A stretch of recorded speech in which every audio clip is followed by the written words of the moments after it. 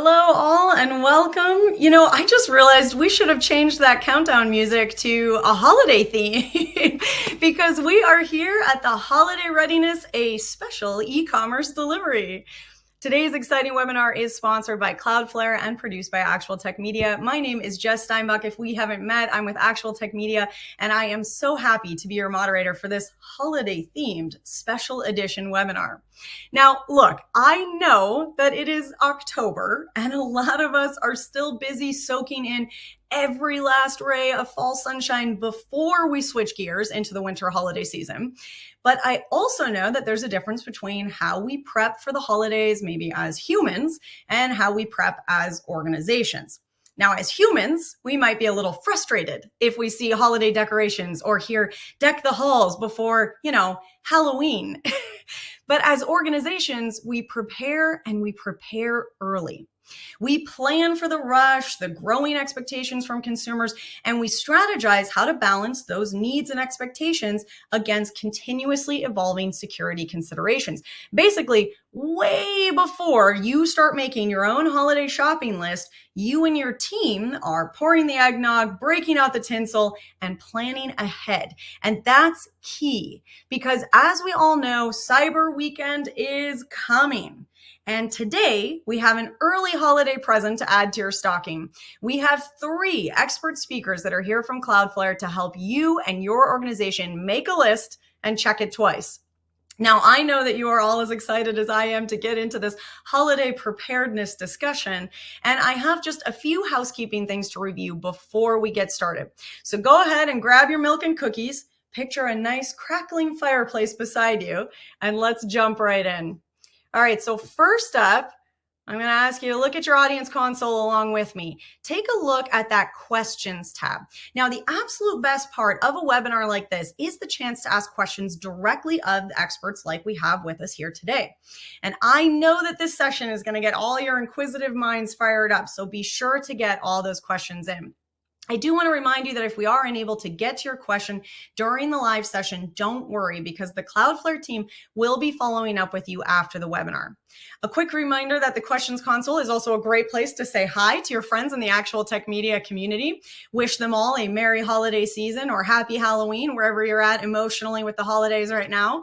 It's also the best place to reach out and let us know if you have any technical issues during the session. Knock on wood, of course. Now, don't forget that a browser refresh is going to solve any of the more usual issues. But hey, if the platform is on the naughty list today, don't worry. Just post a message in the questions tab and the helpful elves from Actual Tech Media will be there to help. Okay, now skipping along to the handout section. It's right there next to the questions tab in your console. You're going to find some exciting content to go along with the webinar today. You can read more about how to increase your performance in e-commerce without sacrificing security, how to manage good and bad bots in real time. That's key. Check out the virtual waiting room. I love that. It can help you manage kind of peak traffic times. Just a ton of interesting reading. So please do go and check out those resources. And hey, the holidays are a time of giving, so be sure to download them and share them with your friends. Now, it's not just awesome content we're giving away today. We also have a $300 Visa gift card as a prize drawing at the end of our webinar. Just think of all the cool stocking stuffers you could get with that. So that $300 Visa gift card is going to go to one lucky member of our audience. Now, you do need to be here live in attendance, and you do need to meet all of the Actual Tech Media prize terms and conditions. If you're not sure what those prize terms and conditions are, no problem. I don't expect you to have those memorized. I don't. You can just head on over to that handouts tab, click in, scroll down to the bottom. You can find the full T's and C's waiting for you there. Now, I mentioned this a minute ago, but we absolutely love getting all of your technical questions. In fact, we love it so much that we've added an extra little incentive for you. So at the end of the webinar today, we will review all the questions asked, and we're going to choose the very best question from the whole group, and we will send them a $50 Visa gift card as a thank you for being awesome. Now, as a reminder, even if we do not get to your question in the live discussion, you are still entered to win just by asking a question, just by getting that question in. So make sure, right now, everyone stretch it out, get your fingers limbered up, get your brains fired up, and be sure to get those questions in. Okay, well, that's it. I said I would keep it short and sweet, and I meant it. I am thinking that we're ready to get started on our exciting discussion here. I am so happy to introduce you all to our 3 expert speakers today. We're going to hear from Arva Janvala, team lead solutions engineer at Cloudflare, John Brigham, solutions engineer at Cloudflare, and Dan Gould, director of product marketing at Cloudflare. Let's bring these awesome humans on with us here. All right. Hi, team. Thanks for joining us today. It's great to be here. Jess, thanks for getting us fired up with so many holiday puns. I couldn't resist, Dan. It was tough. I actually had to cut back a little bit on them all. Dan, I think you're going to kick off our discussion and manage this holiday extravaganza for us here today. So I'm going to step back and let you guys take it away from here. Sounds great. Thank you, Jess, and hello, everybody. Good morning, good afternoon. My name is Dan at Cloudflare, and as Jess mentioned, I'm joined by a couple of esteemed colleagues who are solution engineers. We have Arwa, and we have John. Hello, everyone. Yeah. Hello, everyone. Nice to be here. Hi, everybody. Great to speak with you today. And we're, again, delighted to be here. We appreciate you joining us. And today we're going to spend some time discussing holiday readiness, both in terms of website performance and also security. And a couple of notes, before we dive in, really what we're discussing today. Actually, these insights, these thoughts are applicable year round. Naturally, we're headed into the holiday season late in the year, but if you have a flash sale in June, or maybe you've got a surge before the 4th of July or Valentine's Day, these thoughts are applicable anytime, year round. What's more is we'll actually hit on thoughts or insights that are meant to be really valid regardless of your tech stack or your CDN vendor. So with that said, let's actually just dive into a little bit of background on Cloudflare. So in case you're not familiar with Cloudflare, we oftentimes like to start things off with our mission. And our mission is to help build a better internet. And when we say that, we mean one that's faster, one that's more reliable, one that's more secure for everyone. Now, as we think about our mission and pursuing it, we see our network is foundational to this. And it's really an asset upon which we build everything. And, today we're actually now in more than 270 cities around the world, including China. We've got, tens of thousands, 10,500 interconnects. Our Anycast network now has a roughly 155 terabits of network surface. So all of this taken together means that we deliver blazing fast performance for any user effectively anywhere in the world. And what's more, it's our network. We actually end up processing, in many cases, up to about 48 million requests per second. And that ultimately means we block in the neighborhood of 115, 117 billion threats a day. And thanks to this, we end up training our security models with more data, ultimately delivering a more effective security posture for our enterprise customers. So really, really powerful stuff. And one last slide before we dive in. And should you not be familiar with Cloudflare, maybe you are. You probably know us for our CDN or DDoS or our WAF. But suffice to say, we can do not only our application services, but a lot more. And you may not realize that over the past 2 or 3 years, we've been really busy growing out our Zero Trust portfolio and our cloud delivered networking portfolio. And together, that's our Cloudflare One solution, our SASE solution. And at the same time, we've been offering and growing our set of developer services, our workers serverless offering. So teams can really build what's next, their next generation of applications on Cloudflare. And this actually now includes object storage in R2, so really exciting stuff. So with that said, with that as our background, Arwa, let's actually get into things here. And we think about, website performance. We know that, when sites load slowly, be it on a laptop, on a mobile device, visitors may well jump ship and go elsewhere. That's page abandonment, that's cart abandonment, right? Lost revenues. So I wanted to start by asking you, what role does a CDN play in strong e-commerce performance? That's a great topic to begin with, Dan. So CDN in general, just think about computer fundamentals that distributed systems are extremely essential for availability. Now, talking about CDNs, just from e-commerce point of view, a CDN is nothing but a large, massive distributed network.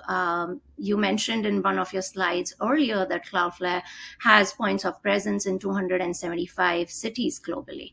So keeping that in mind, particularly for e-commerce customers, think of your static assets. E-commerce websites and e-commerce applications are heavy in images, product videos, in addition to JavaScript, CSS, and a bunch of other static assets. All of these can be served from closer to your from one of these 275 data centers, which are going to be much closer to your end users than your couple of origins distributed globally. So keeping that in mind, it heavily improves performance. Now, on the other side, think of your origin load. You might have couple of sales pages and maybe hundreds and thousands of users trying to access these pages on a given day, say Cyber Monday. All of these requests going to your origin might, increase the load on your origin, and not to forget the egress costs that your origin will have to bear. So keeping all this in mind, CDNs improve performance and offload your origin largely, especially for heavy static websites like e-commerce. Interesting. Yep, indeed. And, we think about people connecting from really any sort of device, irrespective. How do we think about experiences knowing that there are lots of devices people are connecting from? Absolutely. One thing I tell everyone that I talk to in the web performance realm, right? So we have a lot of control over how we serve assets from the origin, what configurations we can make at the edge. But there's very little control we have on what device does the end user use. Is the end user requesting your website from a rural area on a 3G network, or are they on an extremely high-speed optical fiber connection sitting in their homes in an urban city? So keeping this in mind, it's important to serve assets from the edge to the end users in the most optimal formats. So think of CSS and JavaScript. If a request is coming from an extremely modern browser, which can support Brotli compression, then why not serve a Brotli compressed asset rather than a gzip? At the same time, images are known to be the most engaging factor on any website. Why can't we compress images when we can? So think about your lossless compression before they are served to your end users. WebP, modern browsers support WebP. So if wherever possible, convert your images from JPEG or PNG to WebP formats. At the same time, mobile optimizations, so things like lazy loading, being able to serve assets in low resolution before, so that the customer can start interacting with your websites faster and sooner, rather than waiting for the entire web page in high resolution to load, which might take few seconds, if not minutes, depending on the network of the end user, and that can cause abandonment of your website. So revenue is very much tied to the performance, and hence serving content optimally from the edge is very essential when you're thinking about performance. Got it. So, on that note, we'll keep talking about this. And if you had to give sort of proactive thoughts or measures or configuration adjustments, what would you suggest? Okay, so there were a couple of questions there. So let me first answer the piece which says talks about configuration adjustment, and then let's talk about some of the proactive measures that you can take there. So with respect to optimizing your CDN and configurations, make sure that your cache keys are pretty granular, ensuring high cache hit ratios. Know which assets are going to be on your sales pages, promotion pages, increase TTLs for this asset. If you have means to pre-warm your cache prior to the holiday season, go ahead and do that. Run some crawlers, which can access your static assets, pre-populate the caches, especially in the areas where you expect high traffic. On the other point of your question regarding just being proactive, know your traffic, know your baseline. So understanding how much traffic you receive on a summer afternoon, and then multiplying it by the surge of traffic that you are expecting at the edge or during the holiday, during the peak holiday or promotion time. Understanding these, doing some load tests, and knowing whether your applications and origin servers can handle the amount of load, not just in terms of surges, but in a sustained fashion. These are all important in order to make sure that you are prepared for the holiday. Indeed, and you said, understanding your baseline. What are some of the areas they should probably just keep an eye on, or at least if they don't have it handy now, start benchmarking today? Yeah, look at things like your requests, number of requests, your total data transfer, requests per second. Usually going back a year and a half, around 15 months of your traffic would be a good indicator of what you would expect during the holidays. Okay, that's great. And I think we've heard in the past that it's not uncommon for organizations to not always have those numbers handy. But now is make this year the year where you start benchmarking and you can go from there. So this last area, and you see this on the slide here. There are many cases there are anticipated surges that can be challenging if they're not managed right. How do we think about those? Absolutely. So even though you do your load tests, that your marketing team decides that there's going to be a doorbuster sale on a Black Friday from 8 a.m. to 9 a.m. and you are expecting much higher volume of traffic than your systems can handle. Now, in an absence of any proactive mechanism in place, your users might see, even though they're legitimate users, they might see error pages. And this sort of loses trust in your brand and causes abandonment of your website, and that relates to loss of revenue. So it's important to put a system in place which handles this gracefully. Think about waiting rooms. Waiting rooms are nothing but they help you dynamically monitor the inflow and outflow of your traffic. They can help you serve a page, which is your branded page, so it keeps the trust of your customers intact instead of seeing an error page. And then you can address or indicate in your waiting room pages how long do the users have to wait until they can access your sales pages. And this can all be done very gracefully, and it keeps your brand intact. And you can monitor, you can increase or decrease the times, wait times, etc. on the fly for these by using systems like Cloudflare or Edge CDNs. Awesome. Really, really good stuff. Yeah. And I think when there are anticipated surges, making sure that's the most graceful experience is critical. So something you mentioned that I also wanted to touch on is origin server load.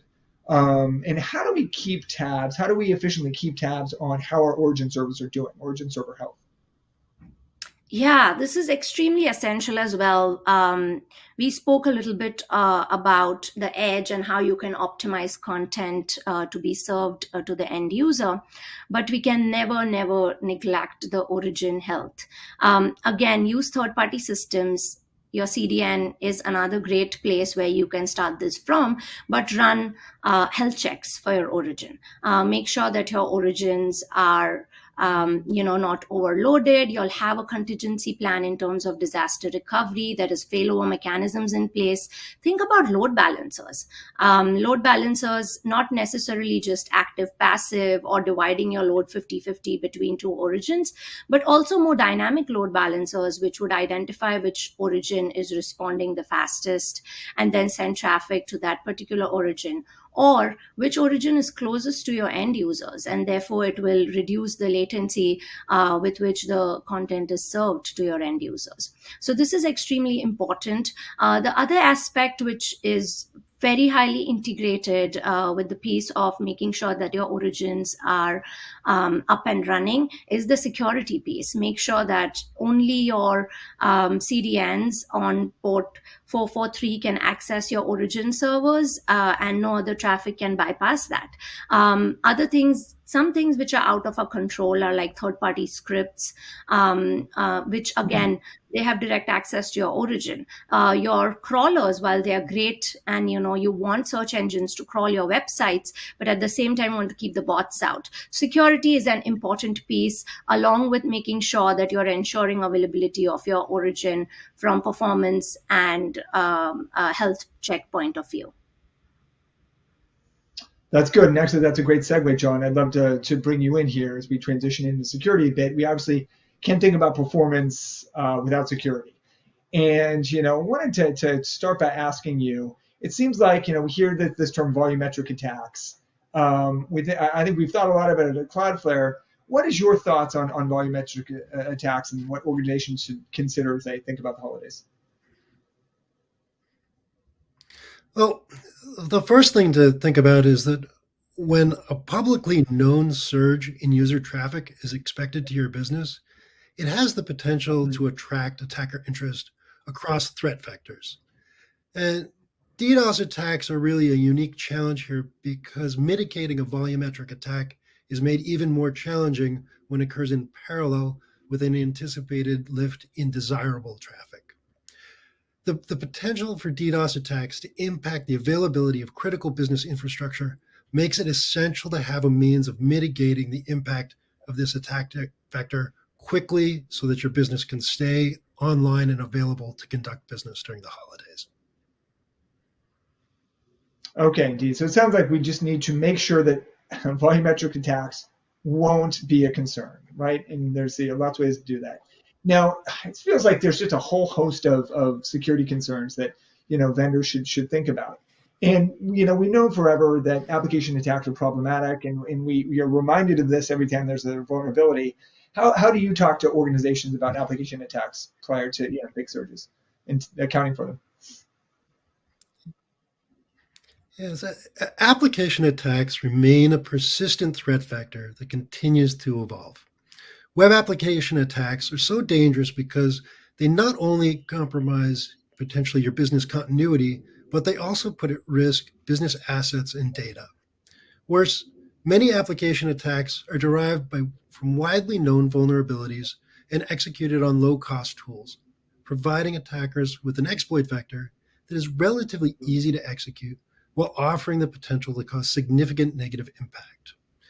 The Log4j incident is a prime example of how rapidly a newly identified application vulnerability may be socialized and abused by a large number of attackers. So yeah, Log4j, I feel like that brings up something important, and organizations should be aware of just how quickly their security vendors can get protections in place.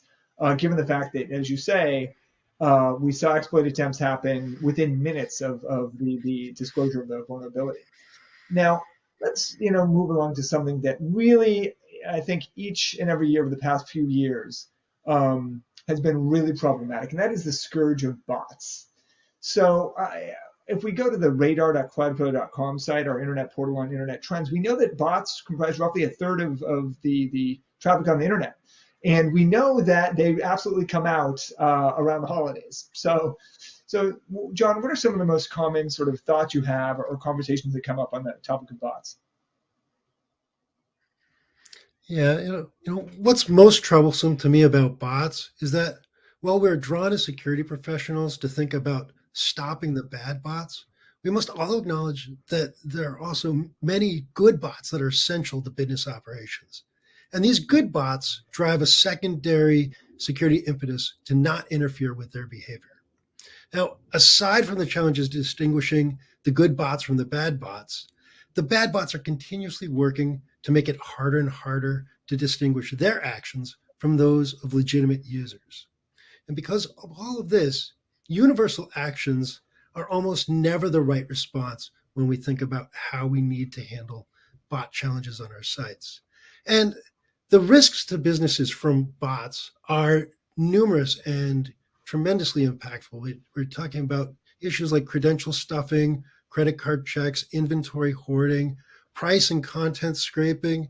These are just some of the most common attack vectors that are potentially exploited by botnets and their operators that can negatively impact our businesses.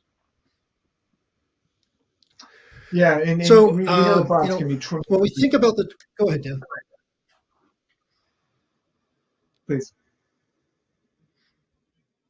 I was just going to say that as a business thinks about these challenges and it looks to the tools it has available at its disposal to address these issues, there are numerous traditional manual mitigation mechanisms like IP block lists, user agent filtering, or IP-based traffic rate controls that can be used to put in place to block responses from these botnets. But as the bot operators see their requests being blocked and the efficacy of their attacks degrade, they're apt to modify their attacks to evade detection. And this can limit the feasibility long-term for these tools to really be able to manage these solutions without creating significant drain on security resources that a company has available. So.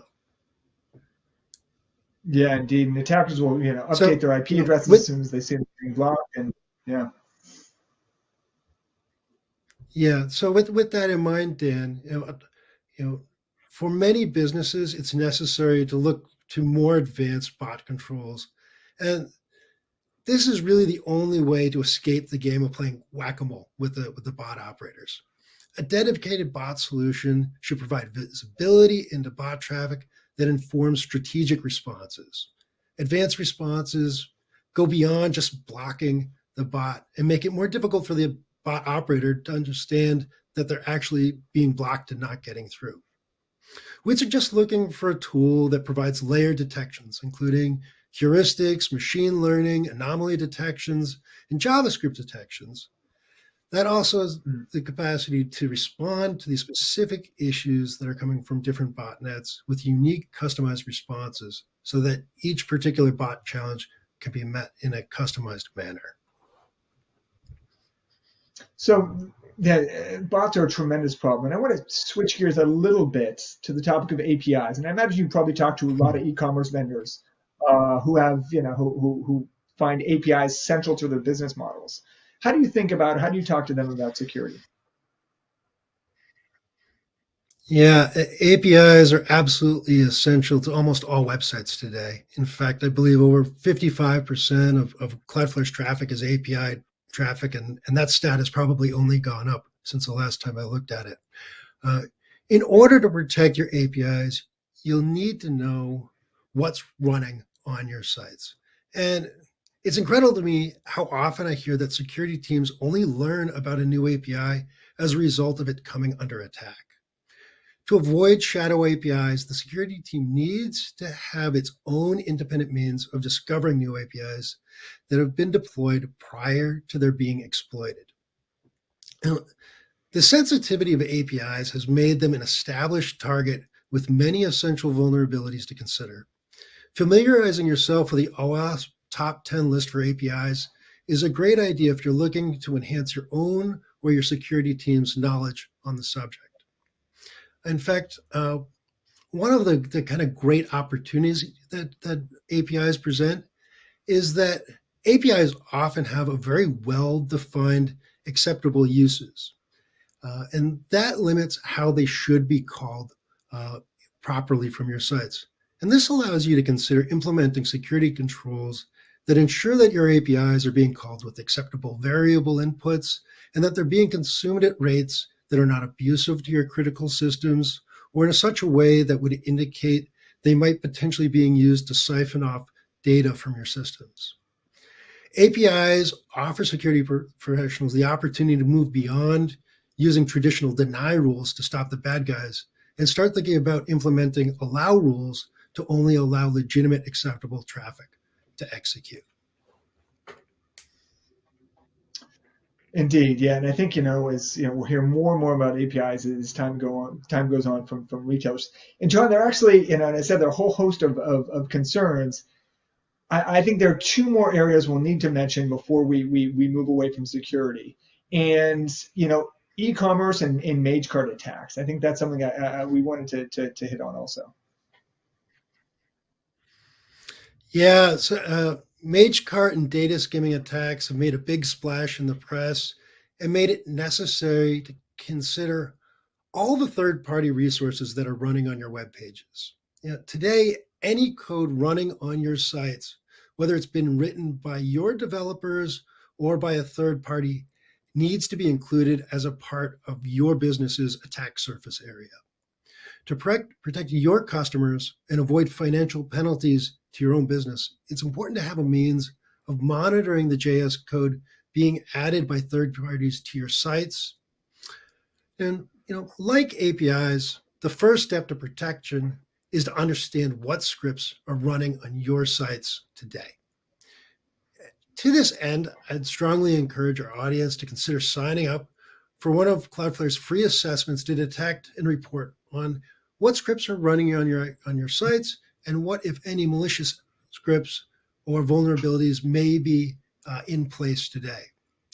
Looking forward, you'll really want to have a means to be alerted when changes are made to the third-party code that's running on your site that can introduce new vulnerabilities and have the capacity to take action to block detected vulnerabilities. Security help solutions that help you manage your content security policies to restrict what is allowed to execute on your sites should be strongly considered when you start to think about how to handle these Mage cart and data skimming challenges down the road. So. Fair question. That's good. That's good. Yeah, and that's definitely something that is a big concern. Now, lastly, before we jump into the summaries, John, if you had one piece of advice as we think about TLS certificates, we know those are critical to a well-functioning website, what would it be? Yeah, don't let them expire during the holidays or ever for that matter. Additionally, if you're working with a vendor today that manages your certificates, now would be a great time to go and confirm that the certificates you think they're covering are indeed being covered by their management system. So at the end of the day, this isn't an area where you want to allow impact to your user experience. Don't let them expire at the wrong time. Yeah, Google will tell the whole world not to go to your website. That's pretty awful. All right. Right. So, John, thank you. I know there's just a whole host of security concerns to consider. But Ara, I want to bring you back in as we really summarize here, and then we'll look at some questions. If you had to summarize thoughts on performance in advance of the holidays, how would you summarize? Yeah, absolutely. I'd say that it's a vast topic and a lot of details to look into when you think about performance. But one important thing is make sure that your static cacheable assets are closer to your end user. Optimize your last mile delivery so that your users across any network, any device see a good experience when accessing your applications and websites, and pick you over others slower websites out there.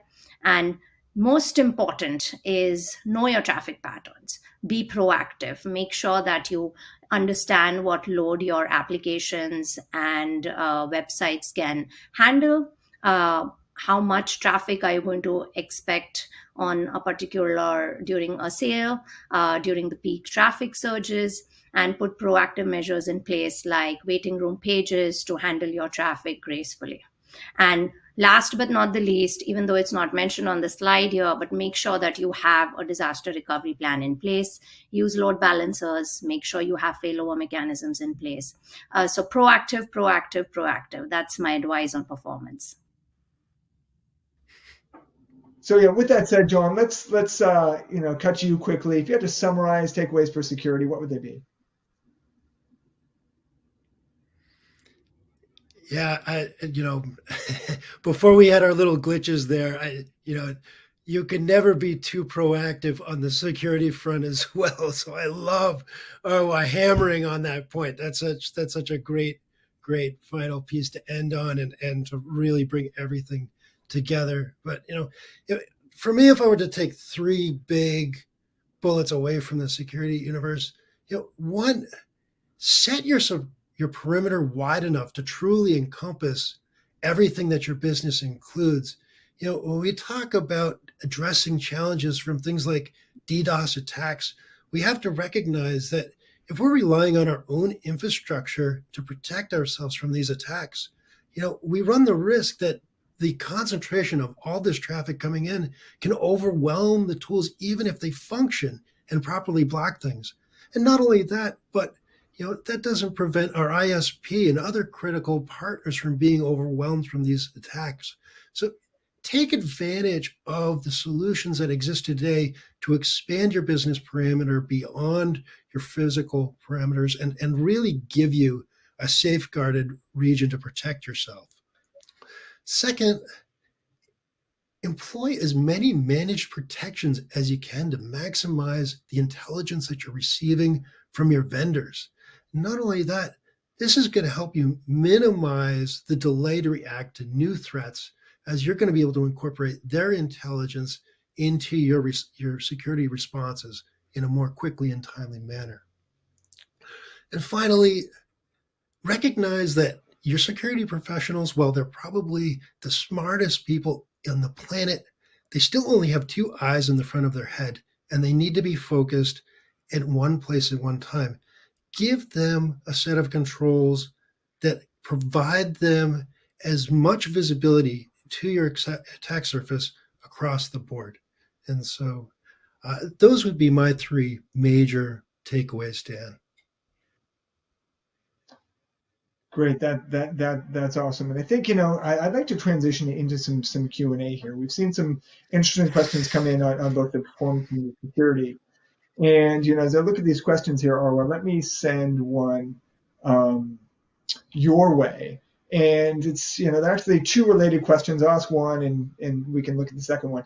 Can you summarize what the tips are for that last mile optimization? I want to make sure I have it right. Yeah, absolutely. So I think some of it that I mentioned earlier is thinking about it from compression point of view. What sort of compressions can we offer based on what is suitable for your browser? So if a modern browser is requesting, make sure, and if it can support Broadly, make sure that you're compressing your data into Broadly format and not gzip, which is again most optimal. And the second piece is images. So I earlier mentioned actually about just compressing images. The other piece to this is also image resizing. So think about it, doing it on the fly, offloading your origin from that and handing it over to third party like Cloudflare, where we'll be able to do this on the fly, or you can script it, make it more dynamic, have different parameters based on which we can resize your images, device type, etc. I think those are some important pieces to last mile delivery. And last but not the least, it's always important to make sure that you are keeping your end users mobile device and not just mobile, whichever device type, browser type in mind while serving the content, so that it is most optimal for their end users, browsers and devices. But overall, to just summarize in a couple of sentences, last mile delivery is nothing but what you serve from the edge to your end users. And the smaller the content that you'll serve, it will most likely be faster when your customer end users, browsers, and machines are trying to load it. And the experience with which, or the speed at which they'll be able to interact with your website will be faster. And that's, again, results in revenue, trust in your website, more engagement. Indeed. There are a couple of other quick questions. We'll stay with you for a second. Somebody asked, does Cloudflare totally manage the configuration, or does the client need to handle that, our customer, or is that a collaboration? Absolutely. I'd say it's a collaboration for sure. We have great teams of solution engineers, customer success engineers, customer success managers, our support team. Everyone's at your disposal to help you, guide you through best practices, provide you the necessary training. But we also believe in giving you complete control over your configurations so that you understand your configurations and your entire sort of environment very well, and you understand that best in terms of what traffic patterns, which areas need to be cached, what security features you need, etc. But we are there along every step to guide you and help you with regards to being your partners in terms of configuring and maintaining your environments. Awesome, that's great. And one last question, Arwa, and then we'll move over to John. Somebody asked about benchmark numbers for certain performance tests that should be considered. Do any come to mind? Yeah, two things specifically that come to my mind is number of requests and total data transfer. These two are extremely important. Make sure you have a benchmark on a low. I think I mentioned this earlier as well. During a low traffic time, understand how much percentage increase in traffic you are going to experience based on last few months of data or last year sales data, and then multiply that base number with that percentage, and that's going to be the expected traffic that you will see. Easy ways to get this is through your, through your origin, whether you are in the cloud, whether in a data center, your data transfer numbers can be found there. If you're using another CDN or another provider, they'll be able to export these numbers for you. You'll be able to get these in analytics, even from Cloudflare. Good stuff. Okay, great benchmark numbers. Now, John, there's some looking at some security questions here. So there are a couple actually here on bots. It sounds like because you talked about manual mitigations that organizations attempt. When should customers decide to move to a bot management product after trying to stop bots on their own? Are there a couple of scenarios where it's just time to get a better, more sophisticated solution? Yeah, I think probably there's probably three thresholds where that decision is sort of made for you. The first is simply that every time you deploy a mitigation tactic that is discovered and avoided by a bot operator, their tool is not only evading your current security mechanisms, but it's also fundamentally getting harder to wrap your hands around the problem. And you are going to evolve yourself into a situation where the bot operator is simply going to use tactics that are beyond the capabilities of your tools to stop them. In the same vein, just as your tools can be exhausted, so can your human resources. And so, this is a problem that for the bot operator generally directly involves financial compensation. And so they're going to keep coming at you, and they're going to continue to try and exploit your infrastructure. And that just long-term is not really a viable situation for most security teams when they think about long-term management. And then, the third situation is where, your physical infrastructure, the impact to your business is just so great that, you have to take more aggressive action to solve the problem.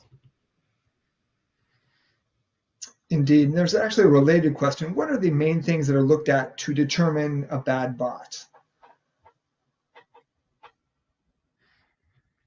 So Cloudflare specifically uses a wide number of detections to look at what types of whether or not traffic is coming from a bot or expected to be from a legitimate user. We maintain lists of good and well-known bots that we want to maintain access to our customers' sites. We can also see details about the network connection to confirm indeed that Google bots are actually coming from, known ASNs associated with Google's business. But then on top of that, we're also throwing at the bots, we're looking at the signatures within the requests. We're looking at how they respond to TLS handshakes, how they're processing JavaScript requests, whether or not they're processing them at all. We'd have a look at the volume of traffic coming from particular sources, how that compares to traditional consumption by different entities across your site to identify abnormalities in those traffic patterns. And all of these are informing our machine learning tools that you were talking about at the beginning of this session, Dan, that are continuing to evolve and better define when attacks are being introduced. And all of these different layers of detection are then able to be employed and deployed across our other security solutions as means of taking response to these bots. So that is great. That is great. Well, I think that brings us about to the end of our questions. And Jess, I believe we'll bring you back in to wrap things up. Yeah, that sounds great. Well, guys, I have to say, this conversation was absolutely fascinating. I know that I learned a ton. I was seeing a couple of high fives come in from the audience as well. So big thank you to you, Dan, for hosting and facilitating. Arva, John, just an awesome conversation. Thank you all. All Our right. pleasure. Well, Thanks, I Jess. think with that, This is where we all collide and say thank you. yeah. Yes. Now I'm waiting for the cacophony of overlapping thank yous and. Well, we'll sign you all off, but thank you again for being here and really appreciate the information. And I think we've got some great next steps for everybody. And I do want to let everyone in the audience know that if you did ask a question and we didn't get to it, the lovely folks that you see here and the Cloudflare team will be following up with you. So everybody who asked a question today will get that. Arva, I'll say farewell to you first. Thank you all. This was great. Thanks everyone for joining. All right, John, you're next in the queue. I'll sign you off. Yeah, All right, and Dan, thank you to you. Thanks for being a great host today. It's been an absolute pleasure.